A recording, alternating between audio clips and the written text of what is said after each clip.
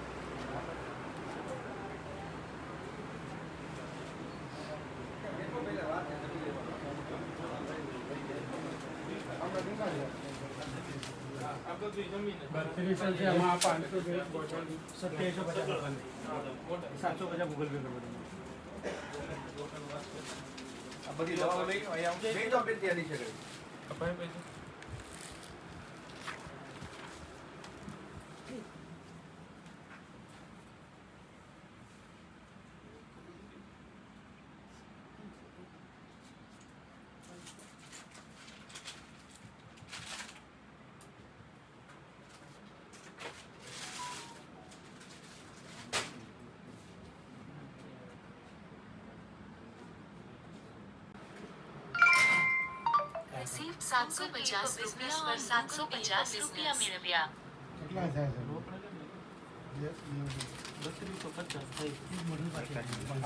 છે?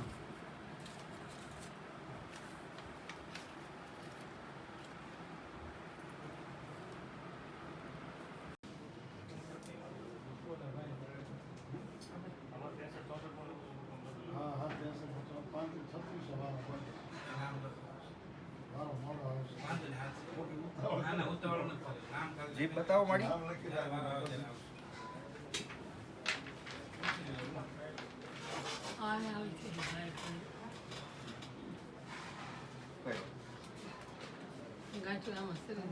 गाठो થઈ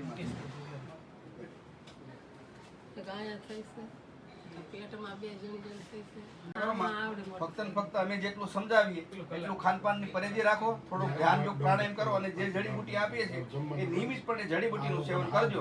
અમારા તરફથી અહીંયા તમને કોઈ પણ પ્રકારનો ચાર્જ લેવામાં આવતો નથી, બરોબર? ભોજન પ્રસાદ લઈ જજો અને 4 થી 5 મહિના દવા લ્યો, બધું રેડી થઈ જશે, કોઈ ચિંતાનો વિષય નથી, બરોબર? હવે આજે અમારું મિશન છે નિઃશુલ્ક ભારત કેન્સર મુક્ત અભિયાન। હું હર ગુજરાતના હરેક શહેરોની અંદર હર મહિનાની હર તારીખે કેમ્પ રાખતા હોઈએ છીએ। અહીંયા ભાવનગરની અંદર એટલે કે વર્તેજ ડ્રીમ હોટલની અંદર એ એમના માલિક છે અને અહીંયા અમારે હર મહિનાની 5 તારીખે કેન્સર કેમ્પનું આયોજન રાખવાની અંદર આવે છે।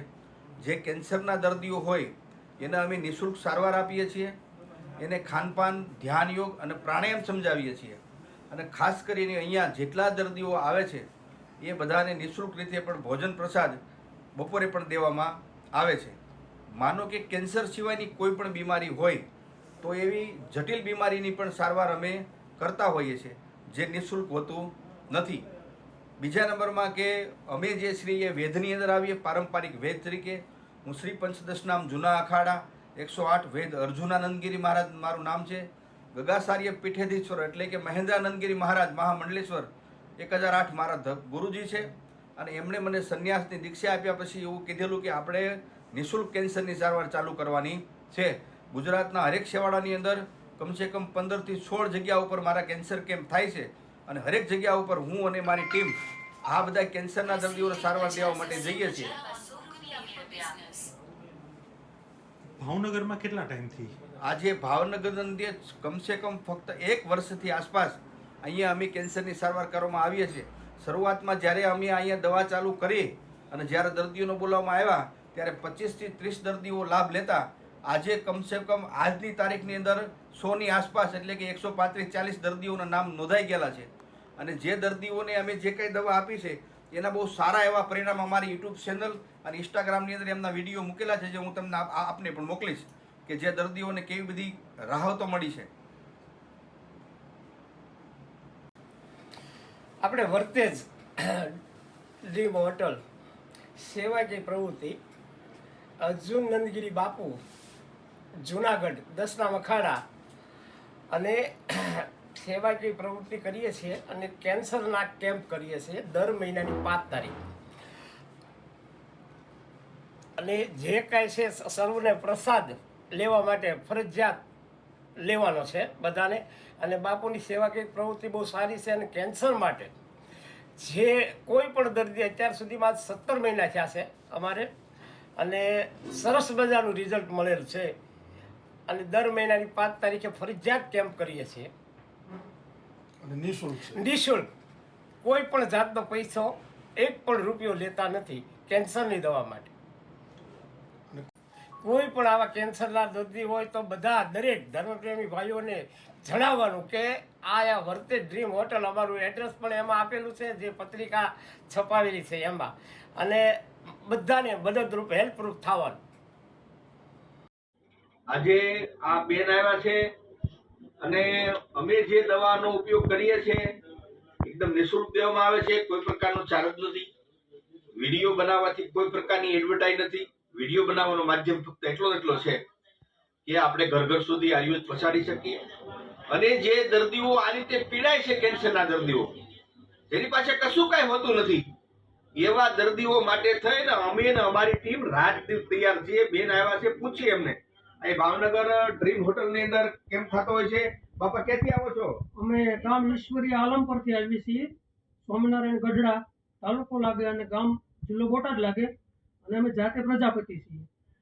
એટલે મારા ધર્મપત્નીને સ્તનમાં ગાંઠ હતી અને એના રિપોર્ટ કરાવ્યા પછી કેન્સરની અસર આવી એવી અમને સાયન્સના ડૉક્ટરે કીધેલું હતું. અને આખું સ્તન કાઢી નાખવું, અને સ્તન કાઢ્યા પછી અમુક ડોઝ લેવા પડે. આવી ગંભીર પરિસ્થિતિમાંથી અમે પસાર થઈ રહ્યા હતા. પણ સંજોગને ધ્યાનમાં લેતા અર્જુનગીરી બાપુ જે અમને એની જાણકારી મળી અને એની અમે એક દવા લીધી, અને આજે અમે 3જી વખત દવા લેવા આવેલા છીએ. તો અત્યારે એકદમ રાહત થઈ ગયેલી છે કે અમે એક હાંસામાંથી બહાર નીકળી ગયેલા છીએ. તો કોઈ પણને આવી સ્તનની, કોઈ સ્ત્રીઓને આવી કોઈ બીમારીની, કોઈ પુરુષોને કોઈ પણ આવી બીમારી હોય તો અર્જુનગીરી બાપુની મુલાકાત લેવી અને એની સુધી આવવું, દવા લેવી, અને નિઃશુલ્ક દવા આપવામાં આવે છે. અને કોઈ ખર્ચા વગર. પણ બાપુની મુલાકાત ચોક્કસ લેજો, અને ઉતાવળા થઈ અને કોઈ ગંભીર પગલું નહીં ભરી લેતા, નગર ખરેખર હાંસામાં વયા જશો. અને એ હાંસો એવડો મોટો હોય છે કે તમને એ દર્દીને ઊભું કરવા માટે તમે ઘસાઈ જશો અને તમારો પરિવાર વેરવિખેર થઈ જશે. સમાજના મંગળ નમો નારાયણ બેન, નમો નારાયણ. હારું છે ને બેટા? હવે ગાંઠ કેટલીક રહી છે? થોડીક આંબીલા જેટલી રહી. નમો નારાયણ.